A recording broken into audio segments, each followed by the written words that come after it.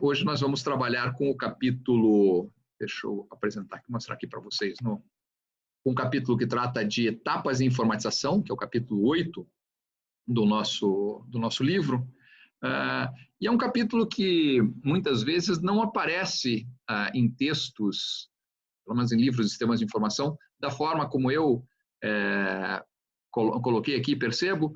Eu não sei dizer exatamente muito bem porquê, mas talvez seja assim que as pessoas não gostam desse termo que eu uso aqui, de falar que existe um determinismo nas etapas em que acontece a informatização numa empresa. Tá? Mas eu vou explicar para vocês por que eu acho que isso é importante. Quando ele fala em alguma coisa ser determinista, alguma tecnologia, significa que ela causa um impacto, que ela muda a forma como as pessoas fazem as coisas. E aí o que eu percebi aí ao longo da minha vida, aí, acompanhando empresas implantando sistemas, né, é que as empresas não conseguem tomar um segundo passo, não conseguem dar um segundo passo, não conseguem subir um segundo degrau se não tiverem subido o primeiro. Né? Pode parecer uma coisa razoável, né, para qualquer um, mas de fato é importante. Não dá para você dizer assim, uma empresa que nunca se informatizou, que fazia tudo de uma forma manual, e daí diz, opa, então eu vou pular todos os estágios intermediários e vou adotar a tecnologia mais recente que existe e usá-la para fazer a informatização do meu negócio. Claro, dá para se tentar seguir nessa direção, mas muito provavelmente essa empresa vai enfrentar dificuldades, porque a implantação de sistemas, ela envolve não só uma questão técnica de colocar aqueles sistemas nos computadores ou nos celulares das pessoas, o que quer que seja. Ela envolve também um tempo de as pessoas compreenderem essas tecnologias, aceitarem trabalhar com elas ou se apropriarem dessas tecnologias. Então, esse tempo de apropriação das pessoas é que muitas vezes assim levado, não é levado muito a sério, mas é algo importante, né? Eu brinco sempre dizendo assim que os computadores podem ser rápidos, mas nós somos lentos em conseguir avançar. E na verdade é bom isso, inclusive, porque isso nos dá a oportunidade de refletir se a gente está fazendo as coisas do jeito certo e de avançar de acordo com o que a gente considera que é o ritmo adequado, enfim, para o negócio ou para as pessoas envolvidas, né? Então, esse é um capítulo curto e simples do livro, porque a ideia por trás dele é justamente essa ideia aqui, de que qualquer processo de implantação de tecnologia, ou que a gente chamava de informatização de empresa, ele acontece em etapas, é como se fosse uma escadinha que você precisa subir. Né? Note aqui que nesse desenho eu procurei colocar alguns dos autores que ao longo da segunda metade do século XX, principalmente, trabalharam com esse tema e tentaram ver como é que funcionava a informatização das empresas, né? Então, por exemplo, vejam lá que em 1969, esse autor aqui, Diebold, percebi que existiam lá 6 estágios de informatização, que a informatização começava a partir de um processo manual qualquer, que precisava ser, antes dele ser informatizado, ele precisava ser racionalizado, então você precisava pensar na melhor forma de fazer aquilo manualmente, e depois passava por outras etapas, como a mecanização da atividade, a automação, né? A automação aqui sendo como uma mecanização, vai lá, eletrônica, né? A hora que você começa a transformar um processo que já tinha deixado de ser manual, passado a ser feito por ferramentas, mas agora ele é feito de uma forma controlada eletronicamente. Depois, um estágio de integração, né, do que quer que você estivesse informatizando com outros aspectos do negócio que estivessem sendo informatizados. E aí suporte, e aí, por fim, você ia chegar no que ele chamava lá de empresa automatizada. Né? Nolan, em 1974, pensou em 4 estágios. Um estágio inicial, daí tem um crescimento, controle e maturidade. Né? O próprio Nolan, alguns anos depois, disse assim, não, vem cá, agora para mim são 6 estágios. Né? Vocês devem estar pensando assim, pô, mas o mesmo autor, né, antes falava em 4 estágios, agora tem 6, início, contágio, controle, integração, administração e maturidade. Porque a questão, o mais importante aqui, a gente vê que tem uma escadinha a ser subida. Né? Quais são exatamente esses degraus? varia um pouco da percepção de um autor para o outro, varia um pouco, talvez até em função do tempo, né? Quer dizer, falar em informatização na década de 60, 70, ou mesmo 80, era falar talvez em converter um processo manual em um processo, como é que eu diria? Em um processo computadorizado, né? Hoje, se a gente for falar em informatização, nós não falamos mais em conversão de um processo que era manual em um processo agora informatizado. Nós já começamos de algum nível de informatização, né? Toda empresa, não existe empresa hoje que não tenha, já praticamente desde que ela é criada, empresas que são criadas nos tempos atuais, pelo menos, já não tem suas atividades baseadas em algum uso de informática, né? Então, a nossa informatização hoje já não sai mais de um processo absolutamente manual. Então, a escadinha a ser subida vai mudando, mas sempre continua sendo uma escadinha. Vão aparecendo novas tecnologias que permitem fazer coisas diferentes, mas que precisam ser introduzidas na empresa e vai se conseguir introduzir a partir de subir degraus. Eu não sei se vocês pensarem nas tecnologias mais recentes, por exemplo, tem algumas dessas tecnologias que vêm dentro da empresa, elas chegam mais fácil, são degraus mais rápidos de serem subidos. Em geral, aquelas tecnologias que a gente hoje em dia leva de casa para a empresa, né? O celular é uma delas, tá? Depois que as pessoas começaram a usar, por exemplo, o WhatsApp e outras tecnologias de comunicação aí, para se comunicar com os amigos, antes de perceber a possibilidade de usar esse tipo de ferramenta para interação com colegas de trabalho, com fornecedores, com clientes, né? Então, hoje em dia, uma parte desse esforço de apropriação tecnológica está acontecendo até antes da pessoa estar dentro do ambiente organizacional, o que torna, em alguns casos, inclusive, mais fácil, até porque a própria pessoa está sugerindo ou decidindo que tecnologias ela leva para complementar ou melhorar o processo de trabalho dela, né? Então, nós não vamos nos preocupar aqui com esses diversos degraus, porque a gente vê aqui que os próprios autores não entram em acordo com os outros autores sobre os nomes vamos dizer, desses estágios, e muitas vezes não entram em acordo nem consigo mesmo, né? O Nolan ali está brigando com ele mesmo, de 74 para 79, ele mudou os degraus que precisavam ser escalados, né? Eu gosto muito desse modelinho final aqui, que é esse 3 estágios essenciais aqui, que é o modelo que é proposto pelo professor Henrique Meirelles, que era, Fernando Meirelles, Henrique Meirelles foi o nosso ministro de Economia, né? O Fernando Meirelles, que é um professor lá da Fundação Getúlio Vargas, e ele isso aqui já propôs, num livro de 94, ele já propunha assim, olha, vamos pensar em um processo de racionalização, independentemente se essa racionalização acontece naquele tempo, ainda na década de 90, ainda era nitidamente a partir de um processo manual, mas hoje, se a gente fosse pensar nisso, racionalização, a gente pega o que a gente faz hoje e vê se aquilo que a gente faz faria sentido com a nova tecnologia que a gente quer implantar, porque muitas vezes a nova tecnologia não permite somente a gente fazer o que a gente já fazia de uma forma mais eficiente, né? Permite que a gente faça coisas diferentes. E se permite que a gente faça coisas diferentes, talvez valha a pena a gente gastar algum tempo aqui pensando esse processo aqui de racionalização e avaliando muito bem, né, como que a gente vai implantar a nova tecnologia para que ela seja, de fato, para que ela consiga nos oferecer aí uma situação em que a gente seja mais eficiente do que a gente fazia, do que a gente fizesse antes, né?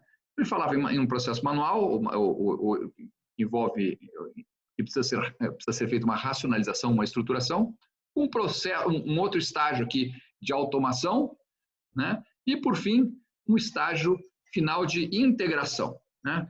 Para o Fernando Meirelles, ele dizia sempre, eu lembro que eu fui aluno dele lá na Fundação Getúlio Vargas, ele dizia assim, olha, os estágios aqui, esse estágio de racionalização ou estruturação e o estágio de automação, esses dois juntos aqui consomem 80% da energia de uma equipe que está tentando fazer a informatização de uma empresa. 80% do esforço vai acontecer nesses 2 primeiros degraus. E só vai acontecer nesse período, só vão acontecer 20% dos benefícios. Ele falou, o grande segredo, né, e naquela época a gente estava começando com essa possibilidade de integrar a empresa. Ele diz assim, a grande sacada é a hora que a empresa, já tendo uma série de processos informatizados, consegue integrá-los, né? Essa integração aqui envolve os 20% finais de esforço, mas proporciona 80% dos benefícios, né? Eu não sei se isso chegou a se configurar exatamente dessa forma, né? Mas o fato é que o fato é que esse momento de integração é algo que, a partir da década de 90, passou a ser visto como uma das principais atividades que a informática pode levar, um dos principais benefícios que a informática pode levar para dentro das empresas, né? Principalmente para empresas grandes, em que departamentos têm mais dificuldade de conversar entre si e fazer com que os seus esforços façam sentido, não só independentemente, mas de uma forma conjunta. Você conseguir criar sistemas de informação que proporcionem coerência e unidade para o conjunto de atividades que são feitas dentro de uma empresa, é algo muito importante, tá? Mas notem, assim, o que é muito importante para a gente é pensar, processo de informatização envolve uma escadinha que precisa ser subida e envolve diversos degraus, e a cada degrau desses a gente precisa de um tempo para respirar, né? Precisa, de novo, a empresa, a organização precisa de um tempo para se acomodar, para compreender a nova forma de fazer as coisas antes de avançar mais um passo, tá? E é por isso que a gente considera que esse processo de informatização é tal que quem começa mais cedo, empresas que têm uma mentalidade de usar tecnologias mais recentes na sua forma de fazer coisas, aquelas que começam antes, têm uma tendência de avançar mais rápido, porque assim como as outras vão ter que subir degrau a degrau, mas quem começa a subir a escada antes, chega no topo antes também, tá? Não sei se vocês têm alguma dúvida, alguma questão aí que esteja ocorrendo para vocês com relação a esses estágios clássicos aqui de informatização. Qualquer coisa, escrevam ali no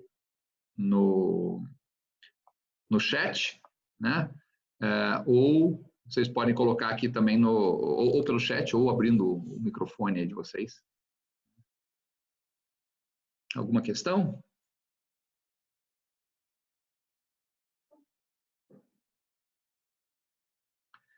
Nós hoje estamos com um grupo menor aqui, né? Tem bastante gente que... 7 pessoas só na sala. Um grupo menor que nós estávamos nos últimos dias aí. Espero que o povo esteja recuperando energias aí para a gente voltar à ativa, daquele jeito que eu acredito que deve acontecer aí nas próximas semanas, né? Vamos torcer para que a universidade siga nessa direção, né? Gente, Zoe, João Pedro, Gabriela, Ana, alguma questão até aqui? Ou está tranquilo? Porque se estiver tranquilo, eu quero avançar para um outro modelinho que eu explico um pouco mais superficialmente, talvez aqui nesse capítulo, mas é um modelo que eu ainda pretendo gastar mais energia com ele aqui. Pelo menos aqui em sala de aula, né, com vocês, que é esse modelinho aqui do Venkatrama e Henderson, né? Deixa eu só ver uma coisinha. Só um segundo, estou mexendo aqui na minha tela.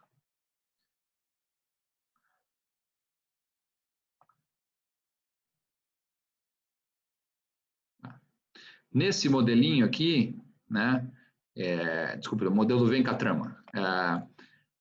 O Venkatrama diz o seguinte, mais ou menos naquela linha do que eu falei que o professor da Fundação Getúlio Vargas lá também falava, ele diz assim, olha, eu posso começar a informatização da minha empresa pelo que ele chama aqui de exploração localizada, né? A exploração localizada é quando você usa tecnologia de informação para resolver os problemas de um ambiente de trabalho, de um posto de trabalho único, né? Deixa eu ver aqui se tem alguém que está mandando alguma... O pessoal está fazendo pergunta aqui no Não, só vocês, né? Tá. Não, desculpe. Tocou aqui um bipzinho, eu achei que era alguém fazendo uma pergunta. Então, vamos lá. Ops. Aqui. Então, a exploração localizada é quando a gente usa, então, a informática para resolver o problema de um posto de trabalho, né? Em geral, essa é a forma mais, vamos dizer, a situação mais simples que a gente tem de uso de informática para resolver uma situação dentro de empresa. Porque, basicamente, se a gente está resolvendo um problema de alguém muito, muito claramente definido, a gente vai lá, fala com essa pessoa, faz o que vocês vão aprender em algumas das disciplinas mais técnicas do nosso curso, né? Técnicas, eu digo, de informática. Você vai lá e faz a elicitação dos requisitos, tenta entender o que aquela pessoa ou aquele grupo de pessoas faz no seu trabalho, tenta entender de que forma a tecnologia pode melhorar o que se faz. Aí você gera um protótipo, né? Apresenta esse protótipo para essas pessoas. Se de fato elas considerarem que o protótipo é funcional e resolve o problema delas, você parte para definição ou para construir o produto definitivo, né? Você basicamente negocia isso com um grupo pequeno de pessoas. Normalmente você está resolvendo o problema de uma pessoa ou de um grupo pequeno de pessoas, e mesmo que seja um grupo de pessoas, são pessoas que têm mais ou menos a mesma necessidade. Então, não existe nem muita questão ali política de avaliação, como vamos dizer, o resolver o problema de um gera um problema para outro, né? Enquanto a informática era usada nas empresas para essa exploração localizada, a gente não tinha sequer sentido a necessidade de um curso de sistemas de informação, né? Os profissionais lá de outras áreas da computação davam conta de fazer exploração localizada, porque mesmo que eles eventualmente não fossem digamos, completamente alinhados com a ideia de ter que levantar requisitos e tudo. Você não pensa num cientista de computação fazendo levantamento de requisitos, quer dizer, ele muitas vezes tem que fazer também, né? Mas ele não foi treinado para isso. Mas mesmo assim, a situação era relativamente simples. A gente começou a sentir necessidade, é por isso que os programas e cursos de sistemas de informação cresceram tanto a partir ali de 2000, né? Ou seja, 20 anos atrás, é porque foi a época que justamente as empresas estavam começando a ter que integrar seus departamentos usando informática, né? E para fazer essa integração, a gente precisava de gente técnica, mas gente técnica que conseguisse negociar com outras áreas da empresa, gente técnica em computação, mas que conseguisse também fazer gestão de projetos, né? Gente técnica de computação, mas que entendesse também de logística, de marketing, de outras áreas dentro da empresa, né? E lembrem lá, o Fernando Meirelles falava que justamente essa integração dos diversos departamentos era onde a gente teria o maior benefício, né? A exploração localizada envolveria 80% dos custos e 20% dos benefícios, e essa integração das diversas atividades de uma empresa seria onde você faria o investimento final, né, em termos dos outros 20% de custos, mas teria todos os 80% de benefício que você não tinha tido até então, né? Integração interna começa a ser um pouquinho mais desafiador para as empresas e para os profissionais, porque você já não está mais lidando com pessoas isoladamente, você está lidando com diversos departamentos, cada um deles tem o seu trabalho, cada um deles tem vamos dizer, os seus objetivos. É claro que dentro de uma empresa a gente imagina que todos os objetivos estejam em algum momento alinhados para gerar lá um produto que tenha valor para o cliente final, mas ainda assim cada departamento está lá com as suas métricas, com as suas formas de avaliar desempenho e assim por diante, e conciliar tudo isso não é tarefa trivial, né? Alguém que vai se envolver com integração interna, então tem que conhecer um pouco mais desse ambiente organizacional, e tem que ser capaz de circular e negociar essa implantação de sistemas com profissionais das mais diversas áreas, né? Mas notem que tanto a exploração localizada como a integração interna são processos aqui que o autor aqui, o Venkatraman, chama de níveis evolucionários do uso de tecnologia, né? Você só está fazendo mais do mesmo, mais do que você já fazia, a tecnologia só te ajuda a fazer mais rápido, com menor custo. Né? Você não está questionando o que você fazia e querendo fazer algo diferente. Né? Isso vai acontecer somente a partir do ponto em que a gente passar aqui por o que a gente chama de níveis revolucionários do uso de tecnologia dentro das organizações. Tá? Então, níveis evolucionários, estamos buscando eficiência. Níveis revolucionários, estamos buscando eficácia, estamos buscando a nova coisa certa a fazer. Nós não estamos querendo fazer certo algo que a gente já faz, a gente está querendo avaliar o que precisa ser feito agora. Né? Eu não tinha dado muito destaque ainda ao que aparece aqui no eixo horizontal e no eixo vertical, né? Aqui, basicamente, aqui no eixo horizontal eu tenho os benefícios potenciais das mudanças que estão sendo feitas e no eixo vertical aqui eu tenho o grau de transformação a que eu estou submetendo o negócio. Ficou invertida aqui a letra aqui. Mas aqui é transformação, o que é o grau de transformação do negócio, ele está dizendo, né? Qual que é o nível de transformação do negócio que está acontecendo. Exploração localizada e integração interna fazem pouca, né? O nível de transformação do negócio é baixo, simplesmente porque eu estou fazendo o que eu já fazia, talvez um pouco mais rápido, né? Notem que quanto mais eu venho para a direita, que os benefícios potenciais vão aumentando, mas à medida que eu vou passando de uma... E nota que isso aqui é uma escadinha também, né? À medida que eu vou passando de um nível para o outro, o nível de transformação do negócio vai aumentando e o nível de risco também aumenta, né? Porque eu estou fazendo coisas que são diferentes de qualquer outra coisa que eu fazia antes, né?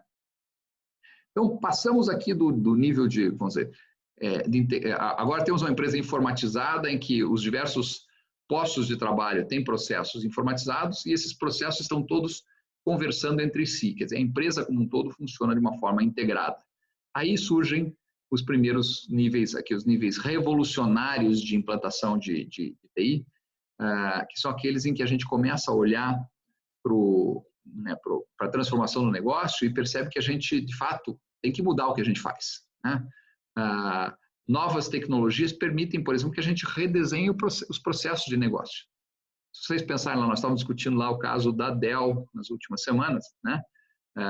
E como a Dell, por ter aquela ligação direta, né? Aquele modelo de venda direta para os clientes finais e um modelo de atuação muito próximo dos fornecedores também, como ela tem processos de negócio muito mais enxutos do que outras empresas. Aí vamos imaginar que a gente seja uma empresa mais tradicional, que tinha processos com como eu diria assim, mais complexos, e de repente a gente percebe que muitas das coisas que a gente faz internamente não precisam mais ser feitas daquela forma, ou podem ser até terceirizadas. Então, primeiro eu repenso os diversos processos envolvidos para definir o que eu vou querer fazer internamente na organização e o que eu vou querer transferir para um fornecedor externo. Né? Esses níveis revolucionários muitas vezes envolvem repensar justamente isso. O que eu faço internamente, quais são as minhas competências como empresa, o que eu faço internamente e o que eu vou passar para um fornecedor externo. Né? Repenso os processos, posso repensar, quando a gente chama aqui de rede de negócios, é assim, talvez eu não queira mais ter, se eu sou lá uma empresa da área automobilística, por exemplo, né? Antes eu tinha um setor dentro da empresa que fazia, sei lá, a pintura, né, dos carros, né? Agora, de repente, eu posso ter um fornecedor externo, uma empresa externa, que vem, inclusive, faz a pintura dos carros, faz, inclusive, dentro da minha fábrica, né? Mas eu não faço mais aquilo ali, porque eu não considero que pintar o carro é a minha competência central, é o que eu sei fazer melhor, é onde vale a pena eu investir o meu dinheiro. Então, eu contrato uma empresa externa para fazer isso, o que significa justamente um redesenho dessa rede de negócio. Deixa de ser um departamento e passa a ser uma empresa externa. Vantagens disso, eu passo a ter uma operação mais flexível, né? Porque por exemplo, a hora que eu não tenho, por algum motivo, diminuiu a demanda pelos meus produtos, eu não vou ficar com um monte de funcionários meus parados. É um fornecedor lá que assume esse risco, inclusive, né? E aí, enfim, então o que tem acontecido com informática é que, basicamente, à medida que a gente redesenha os processos de negócio, a gente vai tornando mais fácil que essa rede de negócio aconteça envolvendo fornecedores externos. Reduz-se o custo de contratação de agentes externos.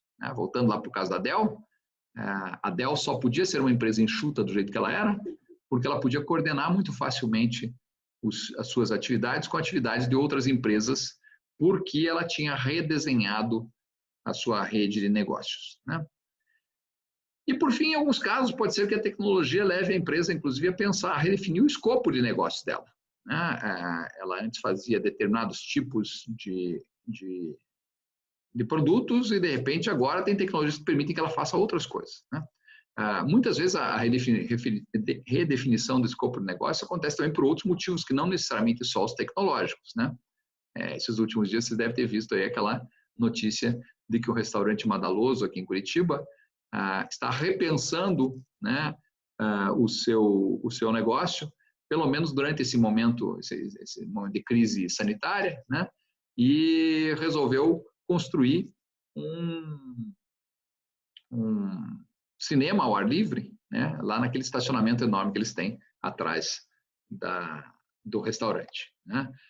Essa é tipicamente uma situação de redefinição do escopo do negócio, porque houve uma transformação nas características ambientais. Essas características ambientais, nesse caso, não são tecnológicas, mas em outros casos, justamente o que motiva uma mudança desse tipo pode ser uma característica tecnológica.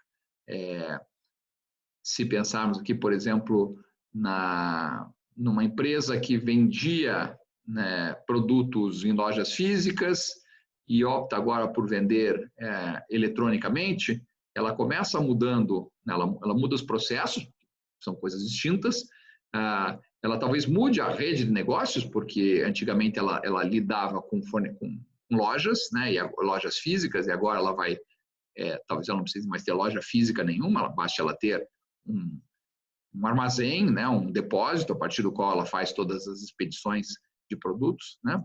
E ela pode mudar, inclusive, o escopo, porque antes ela, de repente, podia atender um determinado tipo de mercadoria, e agora, com essa tecnologia que permite ela atuar eletronicamente, ela pode ampliar o leque de produtos, até porque esses produtos vão ser, de repente, oferecidos por essa rede de negócios, por uma rede de negócios que envolve fornecedores externos, né? Então, notem que a hora que eu começo a entrar aqui por esses níveis revolucionários, eu vou mudando a cara do que eu faço, eu mudo o que eu faço, eu mudo o porquê, né, e como eu faço também, né? Aqui, essa parte de baixo, eu só mudava o como que eu faço as coisas, que era basicamente uma mudança no processo, no como, e aqui em cima pode ser uma mudança, inclusive, no o que eu faço, né? Bom, se a gente pensar em empresas e a forma como elas evoluem ao longo vamos dizer, desse diagrama aqui, a gente vai ver que muitas empresas não conseguem subir essa escadinha inteira. Principalmente esses níveis revolucionários são níveis difíceis de serem realizados por muitas empresas, porque esses níveis envolvem, basicamente, envolvem a empresa ter que mudar muita coisa, né? E nem todas as empresas estão preparadas para isso, né? Mas era assim, é uma escadinha que empresas que começam a subir antes, né, chegam mais para cima antes, né? Empresas que ou quebram a cara, digamos, tentando fazer uma mudança, mas têm condições de voltar e tentar de novo, enquanto outras ainda nem sequer se arriscaram a avançar. Bom, basicamente o que temos de teoria aí nesse capítulo, eu acho que é isso, né? Eu tenho lá uma série de questões que eu quero colocar para vocês lá no Moodle, mas antes de ir para lá, né, se vocês tiverem aí perguntas que vocês queiram fazer de novo, se tiverem alguma questão que vocês gostariam de colocar ali no chat, tá? Façam isso aí para a gente poder avançar aqui na discussão, né?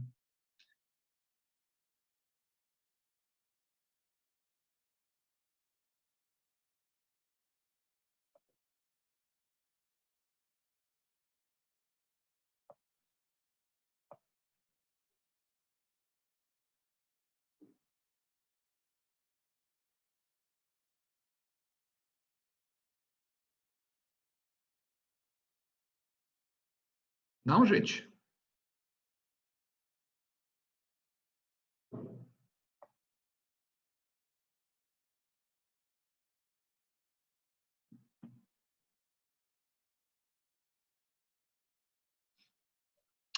Bom, gente, então eu vou fazer o seguinte, eu vou colocar lá no nosso Moodle agora uma série de questões sobre esse capítulo 8, né? E aí vamos trabalhar ali para a próxima hora, mais ou menos, né? Eu vou acompanhando lá a resposta para vocês. Só me deem 5 minutinhos para eu colocar as perguntas, então é uma boa hora de tomar um cafezinho, de dar uma parada, né? E aí já voltamos em seguida. Legal? Até já.